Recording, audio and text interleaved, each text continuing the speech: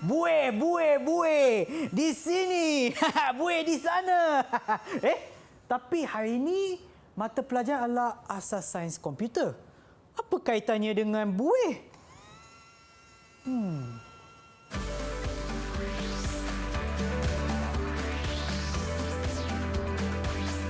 Didik TV KPM. Hai semua, anda sedang menonton Mendengar Rendah di Didik TV KPM bersama dengan saya, Sean Steven, selaku pengacara anda. Dan mata pelajaran kita pada hari ini adalah asas sains komputer.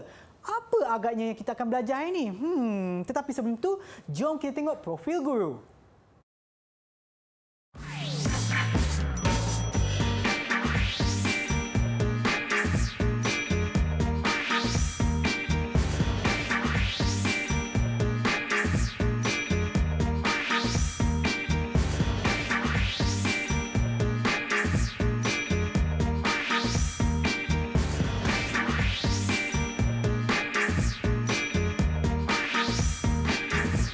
Dan bersama kita pada hari ini adalah Cikgu Rizwan. Hai Cikgu. Hai, Sihat Cikgu? Alhamdulillah. Okey. Alright. Dan sebelum kita teruskan, mungkin Cikgu boleh kenalkan diri Cikgu kepada mereka yang menonton sekarang. Okey, Assalamualaikum dan salam sejahtera. Okey, nama saya Cikgu Muhammad Rizwan. Saya lebih mengajar untuk subjek asas sains komputer di SMK Tiram Jaya. Okey, baik Cikgu. Dan saya tahu yang hari ini bukan kita berdua saja kan Cikgu? Kita ada 4 orang murid yang akan bersama kita dalam talian. Siapakah mereka? Hai semua! Itulah dia muka-muka ceria kita yang akan bersama kita. Mungkin Cikgu boleh kenalkan mereka kepada yang menonton sekarang Cikgu. Okey, bersama kita murid-murid daripada SMK Tiram Jaya. Mereka terdiri daripada Fazliani Aliza.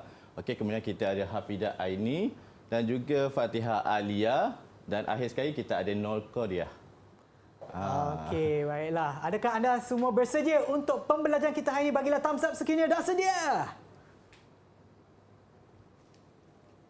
Manalah thumbs up anda? Bagilah thumbs up kalau dah sedia. Dah ke belum? Okey, mungkin thumbs up mereka dekat bawah, tak nampaklah kat kamera Ego. Okey, tak apa Ego. Sebenarnya saya nak tanya, apa kaitan buih-buih dengan apa yang kita akan belajar hari ini Ego? Okey. Untuk topik kita asas sains komputer hari ini, kita akan melihat kepada bubble sort.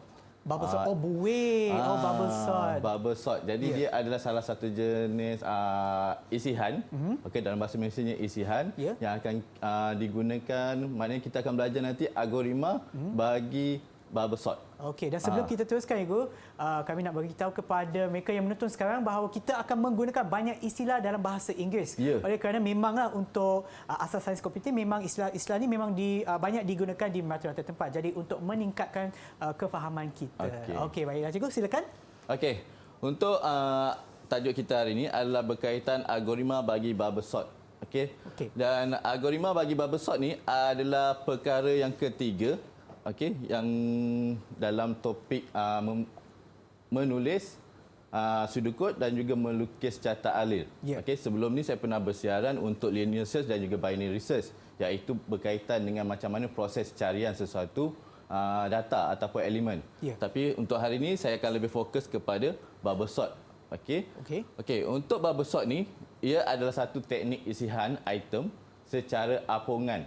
Okey, secara apungan sama ada dalam urutan menaik ataupun menurut. Okey, jadi masuk kat sini adalah kita akan membuat isihan item tu mengikut susunan dia dengan tersusun, okey, dengan konsep apungan. Sebab tu tadi kita bermain bubble tadi. Bila kita macam yang Sean main bubble tadi, nampak dia punya konsep apungan tu kan. Jadi dalam konsep komputer ni dia macam mana benda tu diapung dan disusun. Okey, baik. Okey, seterusnya sebelum saya masuk kepada topik kita hari ini, kita lihat balik konsep yang berkaitan dengan bubble sort ni. Okey. Kalau dilihat kat sini, konsepnya adalah kita akan cuba, kita ada satu turutan nombor iaitu 4, 1, 9, 5 dan juga 3. Okey, untuk membuat susunan ini kita perlukan konsep apungan tadi. Okey, jadi kita akan bermula daripada kiri. Okey, dia akan membandingkan antara nombor 4 dan juga nombor 1. Okey. Kemudian dia akan bila ada sebab kita tadi nak susunan naik. Okey, jadi nombor yang kecil kita akan diletakkan sebelah kiri. Okey, yang nombor besar di sebelah kanan. Okey, jadi perbandingan yang pertama tadi dia dah membuat penukaran tadi. Okey, kemudian kita akan tengok 4 dengan 9, okey, tak ada penukaran. 9 dengan 5 kita perlu apungkan dia untuk menukarkan kedudukan 5 dengan 9 tersebut. Baik. Dan 9, 3 dan seterusnya. Okey. Jadi proses ni, bila satu proses ulangan ni, dia akan tengok balik susunan tu, adakah dia masih mengikut susunan betul ataupun tidak. Okey. Okey, kalau masih lagi belum macam ni, 4, 5, 3 ni, susunannya masih lagi belum teratur lagi. Jadi kita akan buat semula proses ulangan yang kedua. Okey, bermula daripada kiri, kemudian diikuti nombor perbandingan seterusnya. Okey, macam 3 dengan 5 ni dia akan berubah. Okey, 5 dengan 9 ni tak ada perubahan. Okey, kemudian dia akan semak lagi. Okey, kemudian didapati 4 dengan 3 ni perlu ada penukaran dia. Ya. Okey, kemudian kita akan buat ulangan yang ketiga, perbandingan yang pertama dan kedua. Okey, kedua dengan ketiga, jadi dia perlu ubah. Kemudian dia buat perbandingan lagi. Okey, 4 dengan 5 dan juga 5 dengan 9. Okey, kemudian komputer akan semak balik. Okey, adakah isian mengikut susunan yang sepatutnya? Jadi kat sini dah susunan mengikut susunan dia. Jadi proses isian dia akan tamat. So itulah konsep untuk ni bubble konsep sort lah, dia. cikgu. Okey, baiklah cikgu, dan sekarang kita akan berehat seketika dan kembali semula ke Mendengar Rendah di Didik TV KPM.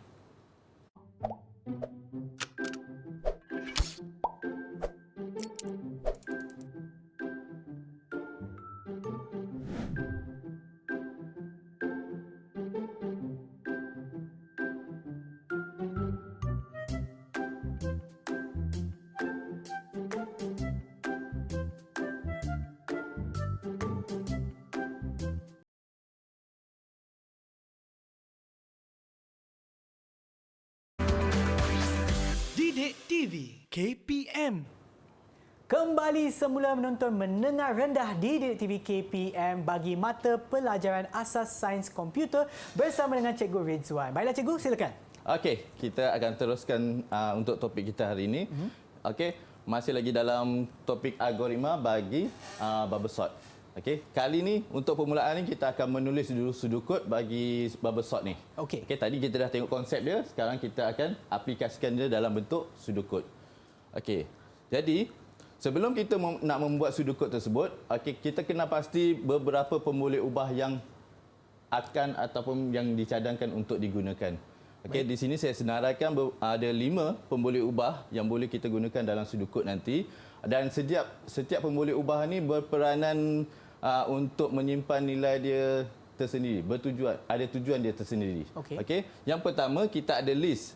Okey, list ni adalah terdiri daripada senarai elemen ataupun item. Jadi 41953 ni adalah senarai dia. Okey, senarai elemen ataupun item yang ada disimpan dalam pemboleh ubah list. Okey. Kemudian yang kedua, kita ada indeks. Okey, indeks ni merupakan alamat lokasi bagi elemen ataupun item. Okey, jadi macam contoh kalau kita tengok kat sini.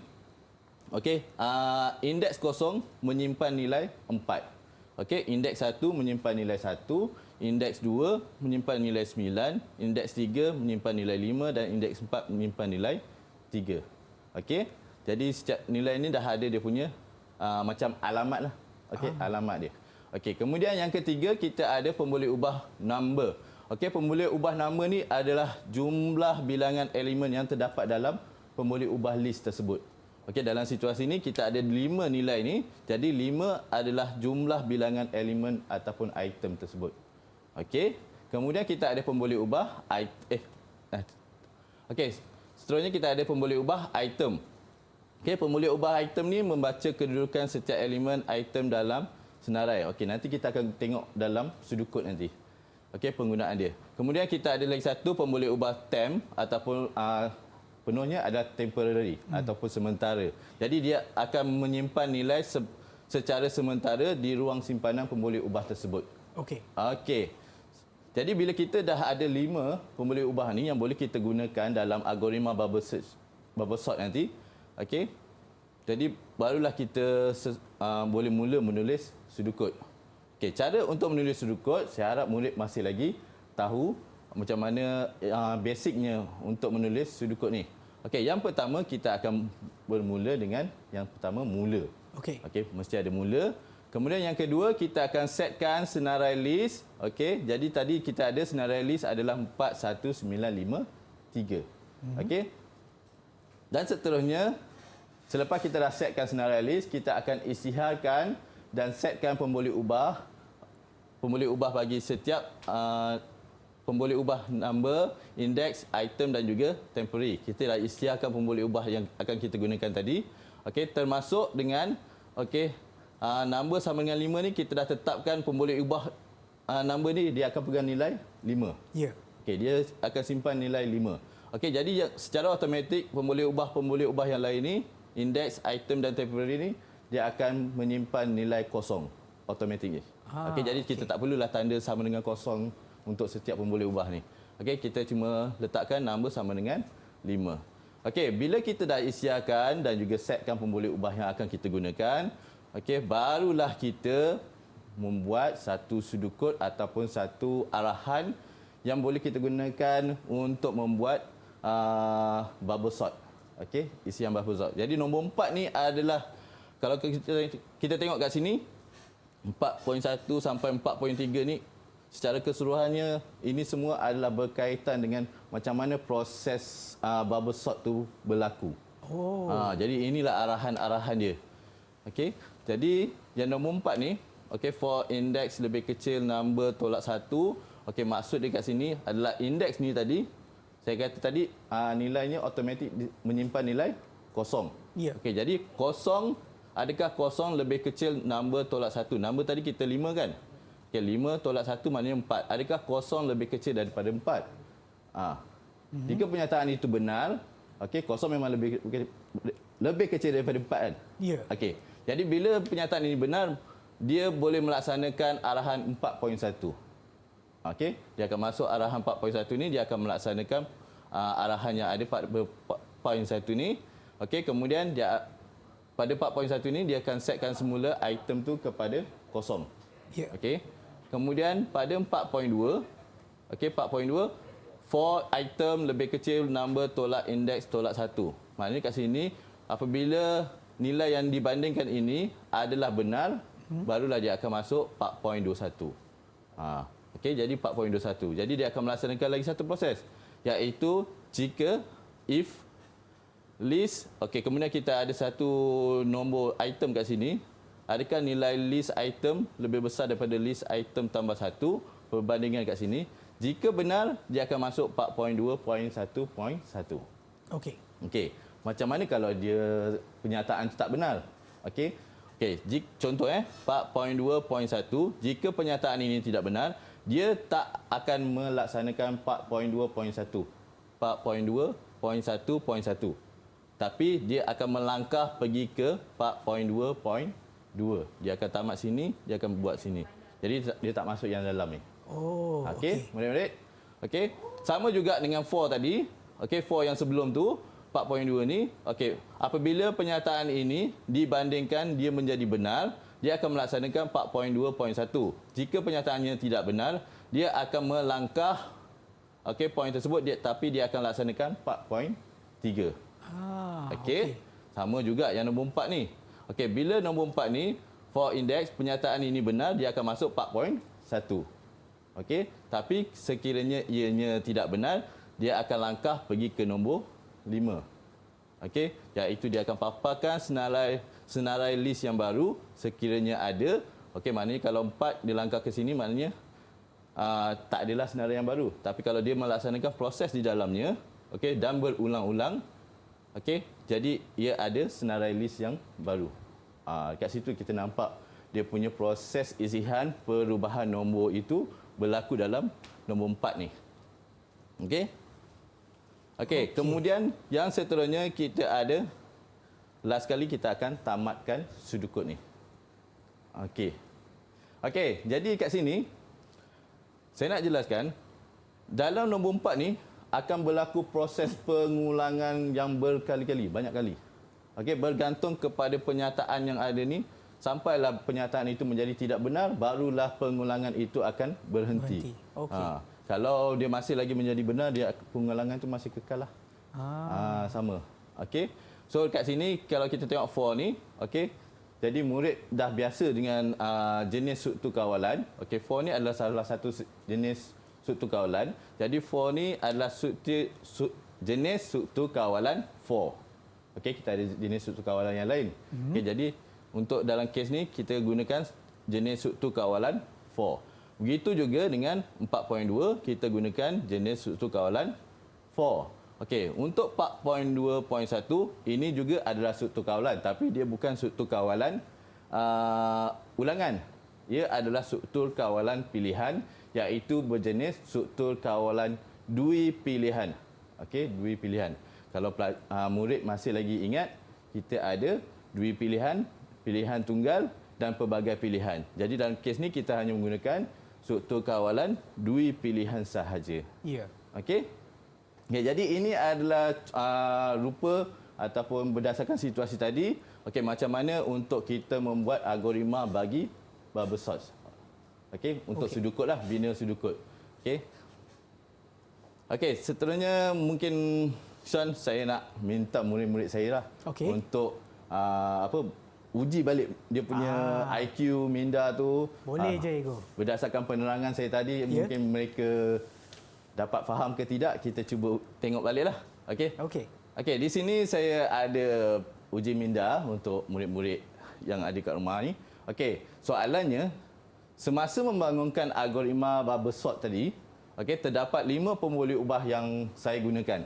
Okey, pemboleh ubah tersebut berfungsi untuk menyimpan nilai bagi membantu pelaksanaan isihan berjalan seperti yang dikehendaki. Okey, yang dikehendaki oleh pengguna lah. Okey, nyatakan setiap fungsi-fungsi pemboleh ubah tersebut. Jadi kat sini saya dah tunjukkan pemboleh ubah yang telah kita gunakan tadi. List, index, number, item dan juga time. Okey, pemboleh ubah tadi. Okey, jadi setiap pemboleh ubah tadi saya dah kata tadi ada fungsi dia tersendiri, tujuan dia tersendiri. Okey, jadi kita nak minta murid-murid ingat balik, apakah fungsi-fungsi tersebut bagi setiap pemboleh ubah ni? Okey. Jadi saya nak minta siapa? Kita atau Syah nak pilih ke? Okey, mungkin saya nampak Hafidah Aini senyum tadi. Mungkin dia yang nak jawab dulu. Dia sudah bersedia. Okey, ya, silakan. Hafidah Aini. Okey, mungkin kamu boleh beritahu apakah fungsi pemboleh ubah bagi list? Menyimpan senarai item yang akan diisihkan. Okey, menyimpan senarai item yang akan diisihkan. Okey, itu. Okey, betul. Okey, seterusnya kita ada, saya pilih ya, Fazliani. Okey, apakah fungsi bagi indeks? Menyimpan nilai indeks sebagai alamat lokasi setiap item yang ada dalam senarai. Okey. Lepas ni nanti cakap dengan jelas ya. Okey. Menyimpan nilai indeks sebagai alamat lokasi setiap item yang ada dalam senarai. Okey, betul. Okey, seterusnya kita minta siapa lagi? Fatihah Alia. Apakah fungsi bagi number?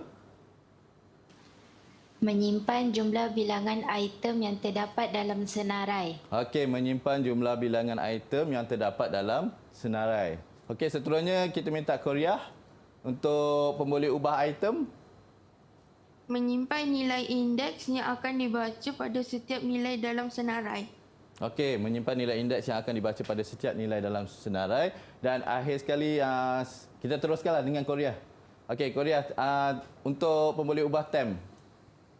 Menyimpan item secara sementara ketika penukaran lokasi indeks. Okey, menyimpan item secara sementara ketika penukaran lokasi indeks.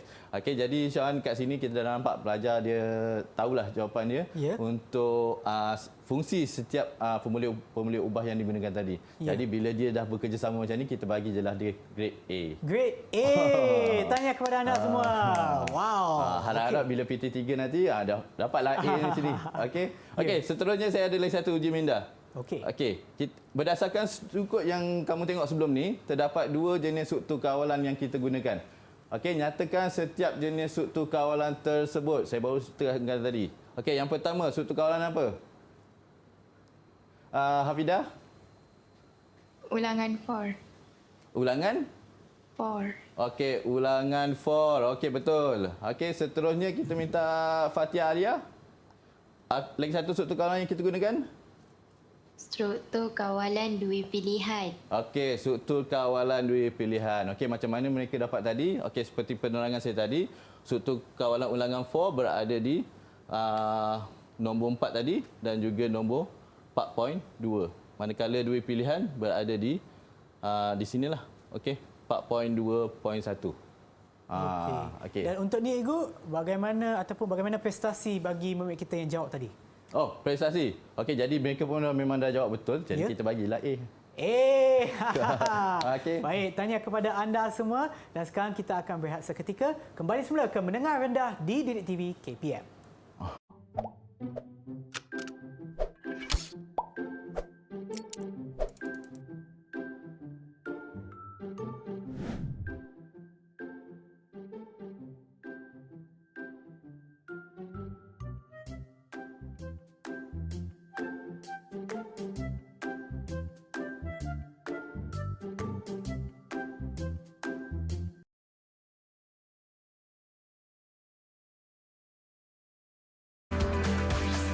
Didik TV KPM.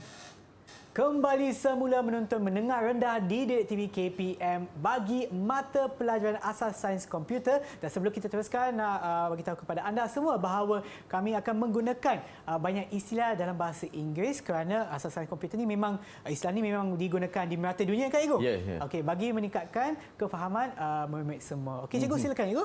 Okey, kita boleh teruskan. Tadi kita dah kenal konsep dia. Jadi bila dah kenal konsep dia, kita mudah nak menulis sudut. Okey, bila nak menulis sudut, bila murid dapat kenal pasti 5 pemboleh ubah yang telah dinyatakan tadi, jadi memudahkan murid-murid untuk membuat sudut tersebut. Okey, untuk yang seterusnya, kita akan melukis carta alil.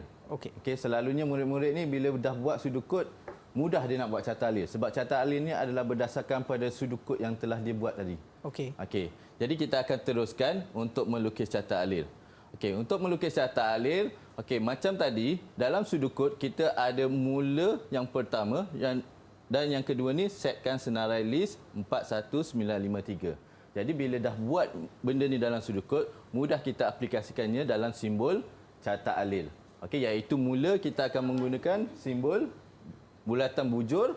Okey, kemudian untuk setkan senarai list 41953 tu, okey, kita ambil ayat dia dan kita masukkan dalam simbol yang bersesuaian, iaitu simbol segi 4 tepat ni yang kita kenali sebagai proses. Okey. Tadi simbol mula dia bulatan bujur. Untuk proses simbolnya adalah segi 4 tepat.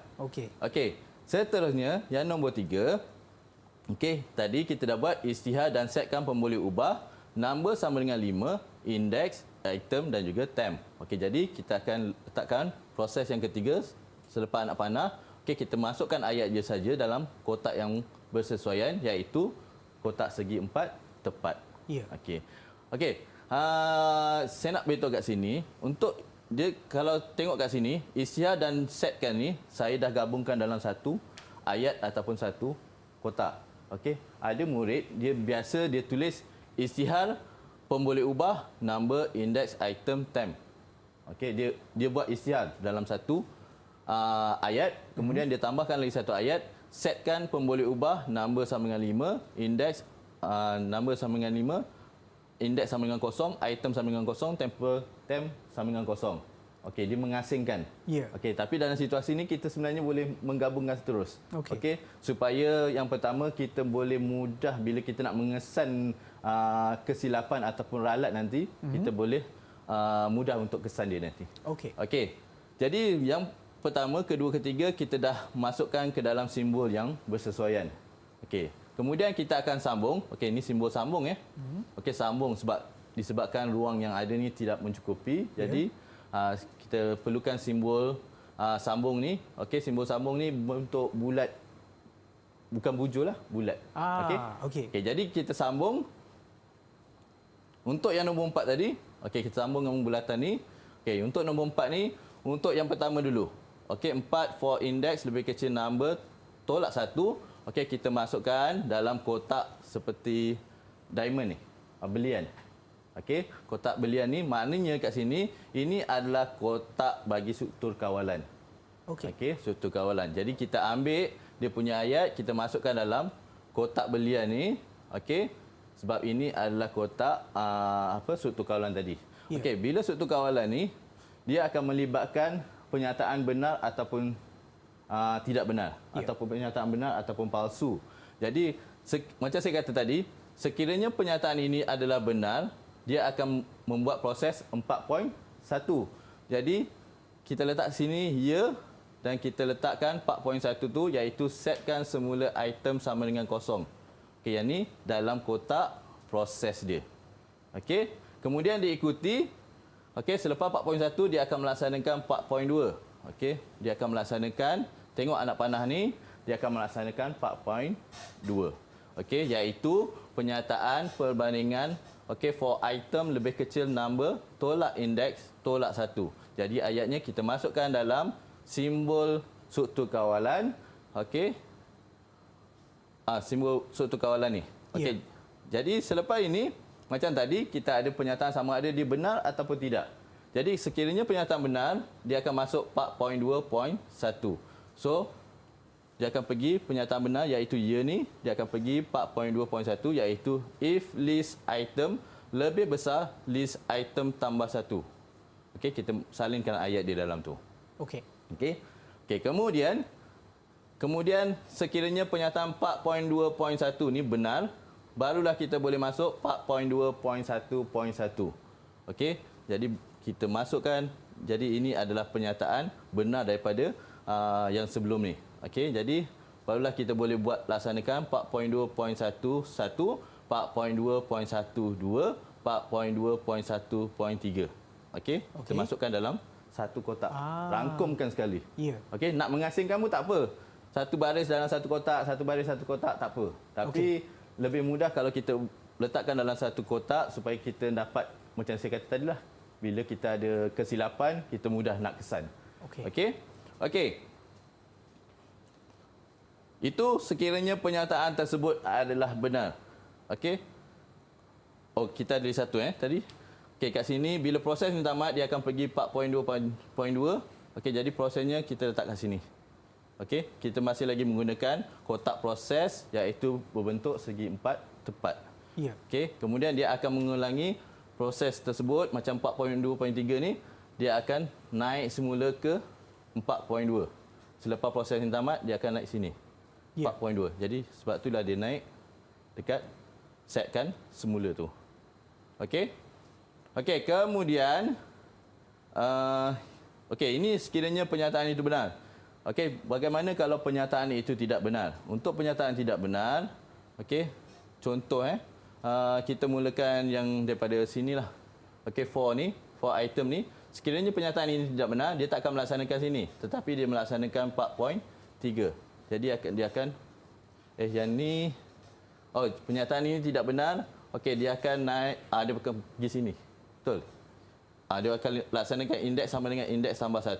Ya. Okey, barulah dia akan pergi balik ke atas. Okey, 4.1 tadi. Nombor 4 ni. Okey, sini.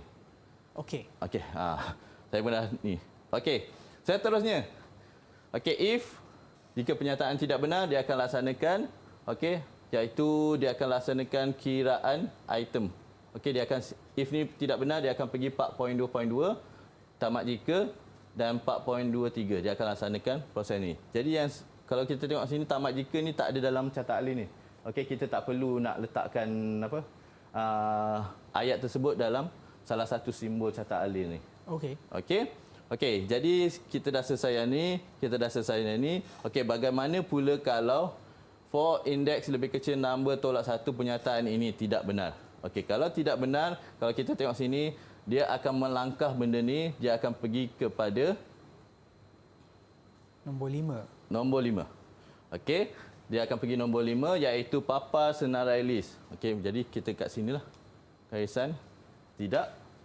Okey, pernyataan tidak benar. Okey, kita akan papan senarai list yang baru, kemudian kita akan tamatkan. Jadi kesimpulannya inilah gambaran rupa bagi catat alih bubble sort ni. Ya, dan ini adalah berdasarkan pseudocode yang kita buat tadi lah. Yang kita buat tadi. Okey, faham. Jadi bila kita dah buat pseudocode tadi, jadi mudah untuk kita buat carta alin ni. Baik. Kita macam lebih kurang terjemahkan ayat tersebut ke dalam bentuk simbol-simbol yang carta alin. Okey. Okey. Ya. Jadi Sean, bila kita dah selesai benda ni, jadi diharap murid fahamlah. Okey, murid faham macam mana untuk membuat carta alin ni. Okey.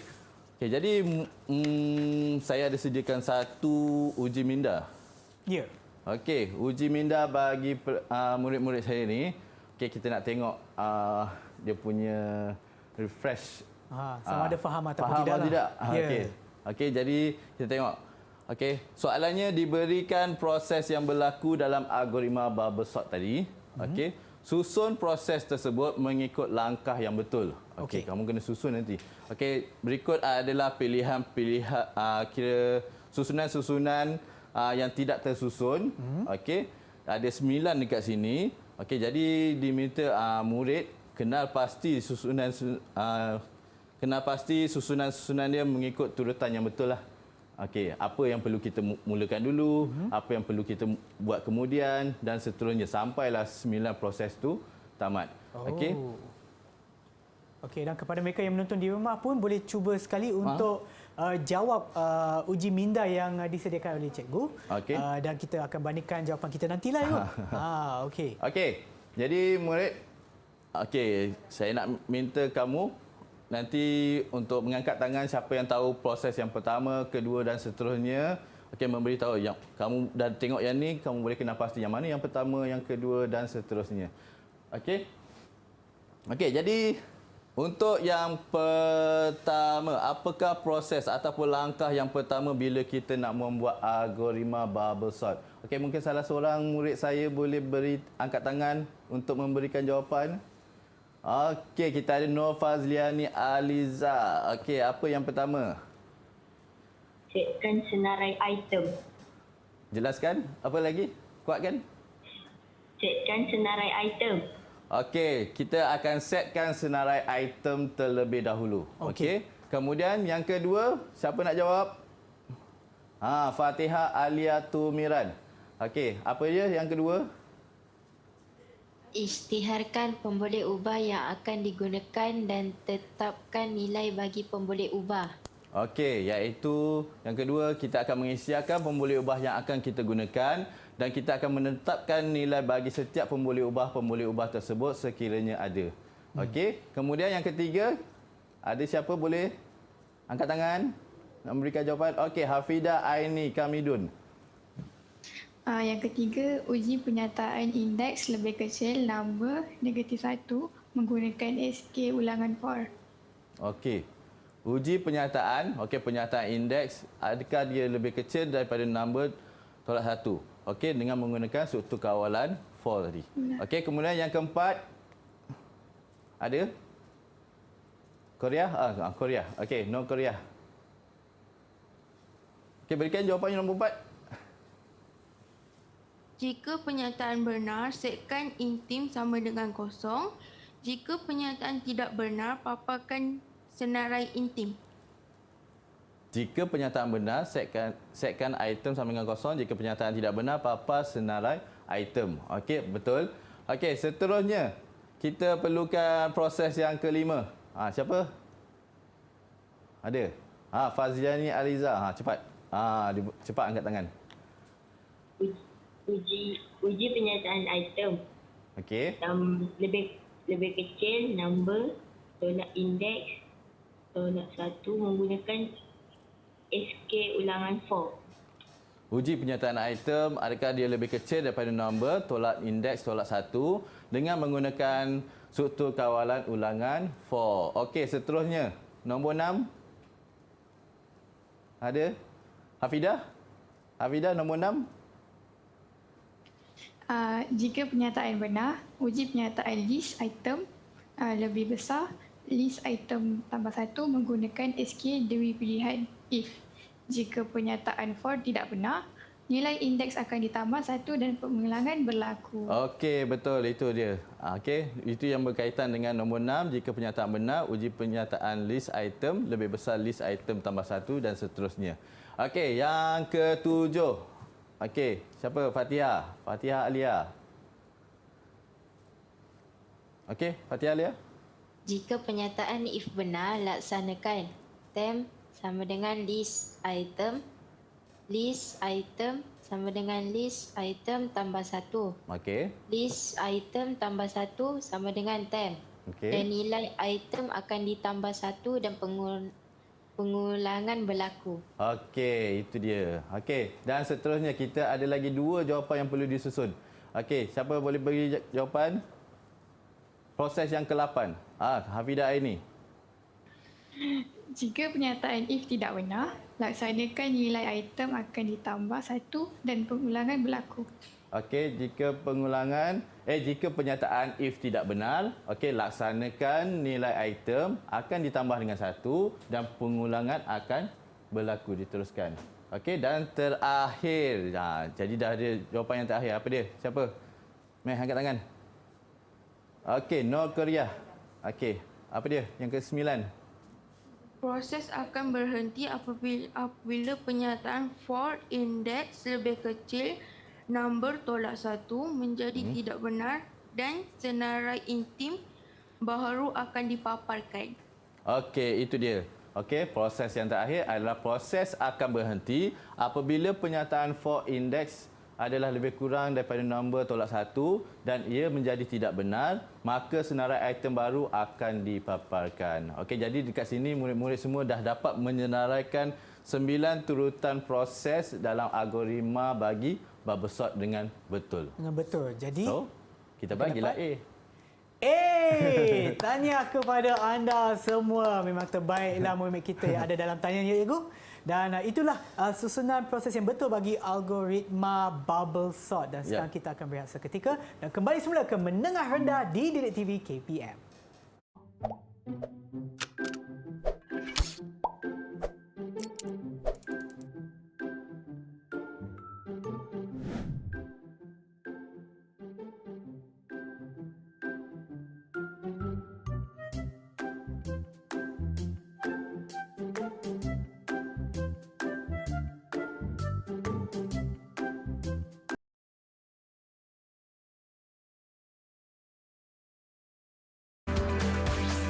Didik TV KPM.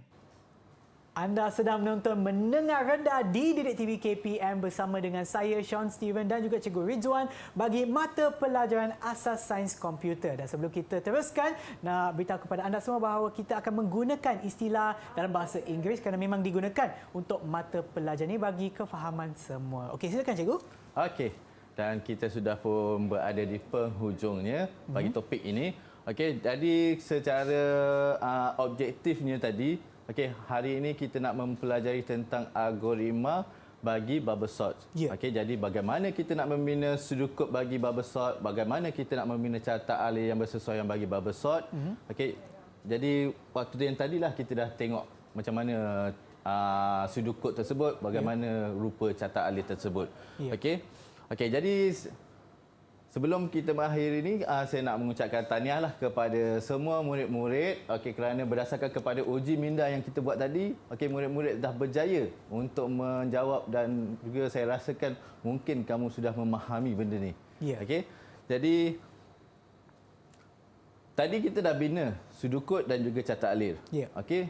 Tapi perlu diingat murid-murid, okey, bahawa murid-murid bukan sahaja membuat sudut kod dan carta alir itu mengikut yang saya tunjukkan tadi.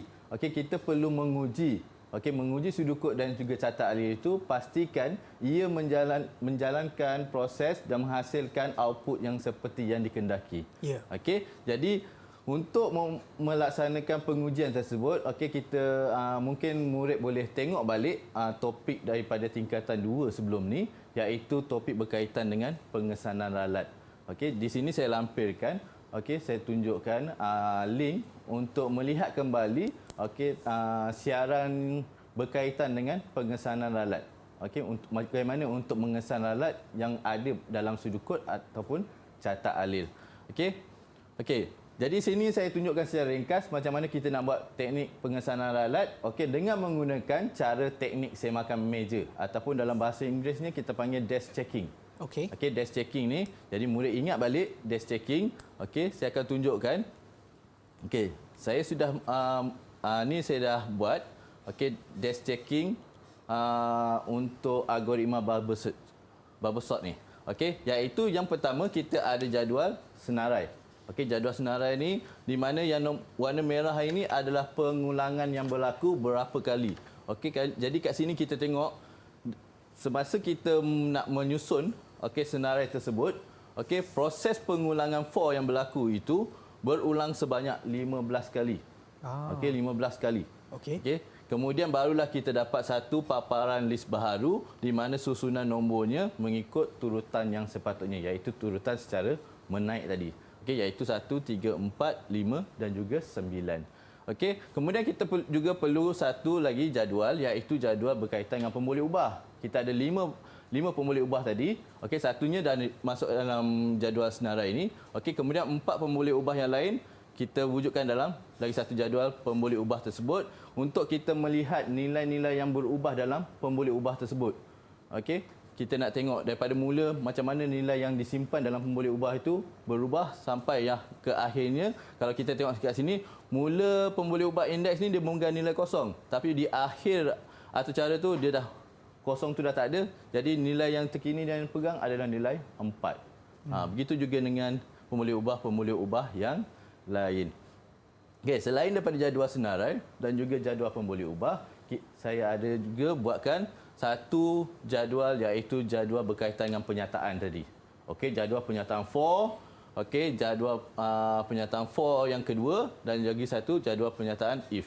Bila kita buat jadual ni, kita akan lebih mudah mengesan baris demi baris, okey, di mana akan adanya berlaku kesilapan sekiranya algoritma yang kita laksanakan tu tidak melaksanakan seperti yang dikehendaki.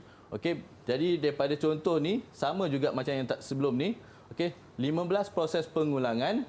Okey, semuanya ada 15 baris kat sini dan pengulangan yang ke-15 itu akan berlaku penyataan yang tidak benar. Okey, iaitu 4 lebih kecil 5 tolak 1 apabila 4 lebih kecil daripada 4. Jadi penyataan itu adalah tidak benar sebab 4 adalah sama dengan 4. Okey, bila penyataan itu tidak benar, okey, ini adalah penyataan yang baris yang 4 tadi dalam sudukut tadi. Okey, jadi penyataan itu tidak benar, maka proses itu akan tamat dan kemudiannya dia akan pergi ke baris yang kelima dalam sudukut tadi, iaitu papar senarai list yang baru. Maka kita akan mendapat output dia, list akan memegang senarai iaitu 1, 3, 4, 5 dan juga 9 dalam turutan menaik. Jadi inilah.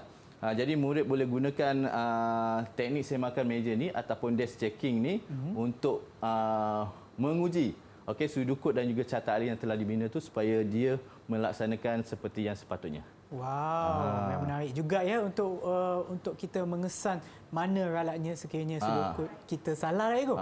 Okey, dan sebelum kita berakhir, mungkin cikgu boleh berikan sedikit rumusan kepada pembelajaran kita hari ini, Ego. Okey, untuk pembelajaran kita hari ini diharap kita dah terus fokus dengan algoritma bubble sort.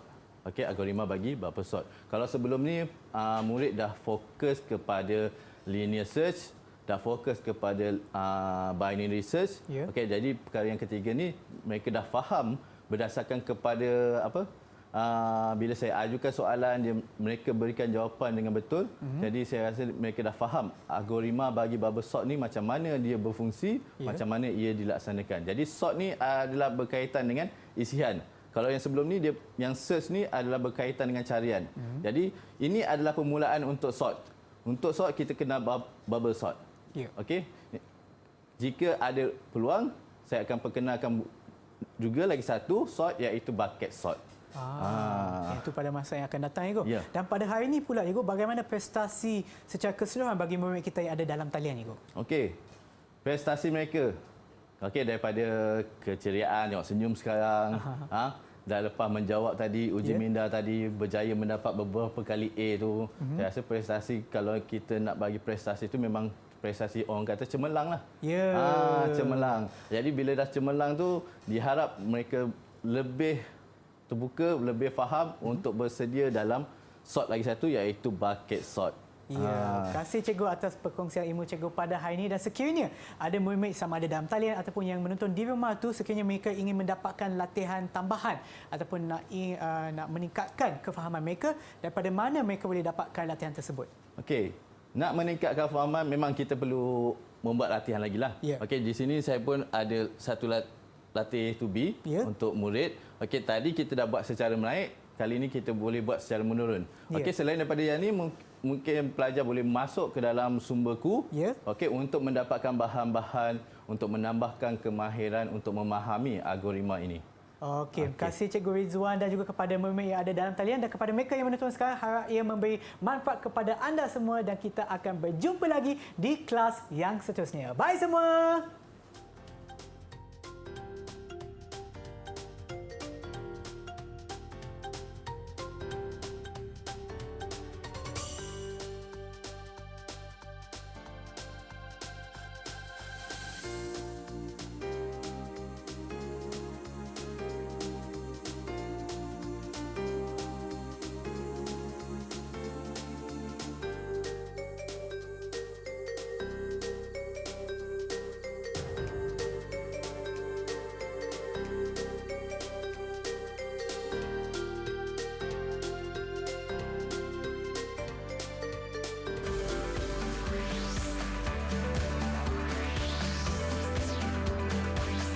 Didik TV KPM